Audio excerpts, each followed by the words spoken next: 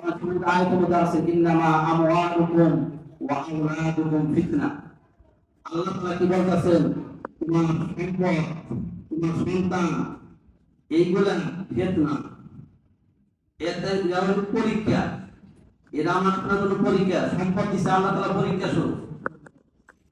সম্পদ দিয়ে আল্লাহ তাআলা পরীক্ষা করেন মানুষকে। সম্পদ দিয়ে আল্লাহ তাআলা মানুষকে পরীক্ষা করেন যে এই সম্পদ কি সঠিকভাবে লাগায় কিনা, কাজে লাগায় কিনা দেখেন আল্লাহ তাআলা। সম্পদ দিয়ে পরীক্ষা করে, সন্তান দিয়েও আল্লাহ তাআলা পরীক্ষা করে, সন্তান না দিয়েও আল্লাহ তাআলা পরীক্ষা করে।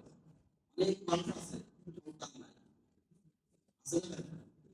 অনেক মানুষ আছে দুনিয়াতে সন্তান নাই, আল্লাহ তাআলা পরীক্ষা করে, দিয়েও পরীক্ষা করে, না দিয়েও পরীক্ষা করে, সম্পদ দিয়েও পরীক্ষা করে, না দিয়েও পরীক্ষা করে। এজন্য এই সম্পদ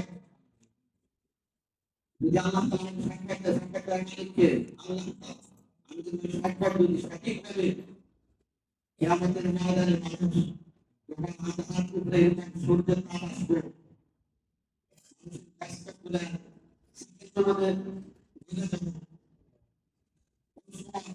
যে পর্যন্ত মানুষ তার সম্পদের হিসাব না দিতে পারবে, একটা ইঞ্চি না, একটা বিন্দু পর্যন্ত, একটা চুল পর্যন্ত অগ্রসর হতে পারবে না।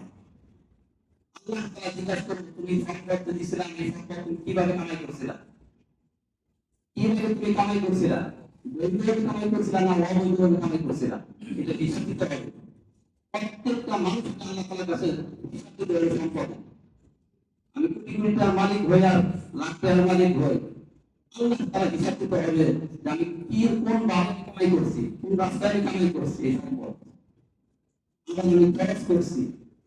আমাদের রাস্তা আল্লাহ তাআলা জিজ্ঞাসা করবে, তুমি যে সম্পদ দিছিলাম তোমাদের, এই সম্পদ তুমি কিভাবে তুমি খরচ করছো, কিভাবে তুমি ব্যয় করছো?